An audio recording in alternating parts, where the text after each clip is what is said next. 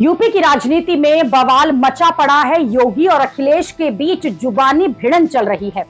कभी मंगेश यादव के एनकाउंटर पर, तो कभी मठाधीश और माफिया वाले बयान पर, कभी एसटीएफ को लेकर। लेकिन यूपी में इसी बवाल के बीच मुख्यमंत्री योगी के बारे में एक चर्चा ये भी चल रही है कि सीएम योगी विधानसभा चुनाव के प्रचार में क्यों नहीं दिख रहे हैं। जम्मू कश्मीर में चुनाव हो रहे हैं, वहां योगी की कोई रैली नहीं हुई। हरियाणा में चुनाव हो रहे हैं, वहां सीएम योगी की कोई रैली नहीं हुई। जम्मू कश्मीर और हरियाणा के चुनाव के ऐलान अगस्त में चुनाव आयोग ने कर दिया था। इसके बाद से आधा सितंबर निकल गया, लेकिन योगी न तो जम्मू कश्मीर के चुनाव प्रचार में दिखे, ना ही हरियाणा के चुनाव प्रचार में वो दिखे। जबकि हरियाणा तो यूपी के बगल में ही है।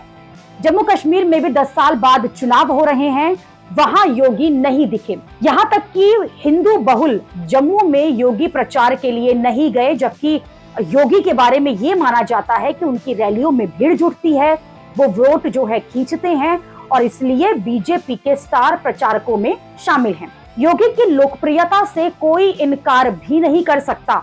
उनके फायर ब्रांड तेवर बीजेपी समर्थकों को बहुत पसंद आते हैं।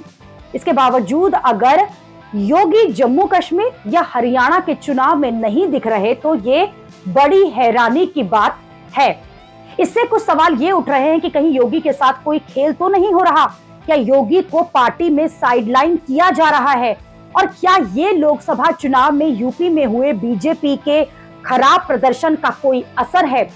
लेकिन कई लोगों का मानना है कि योगी इसलिए हरियाणा या फिर जम्मू कश्मीर का चुनाव प्रचार में नहीं दिख रहे हैं क्योंकि उन्हें सिर्फ यूपी पर ही फोकस करने को कहा गया है।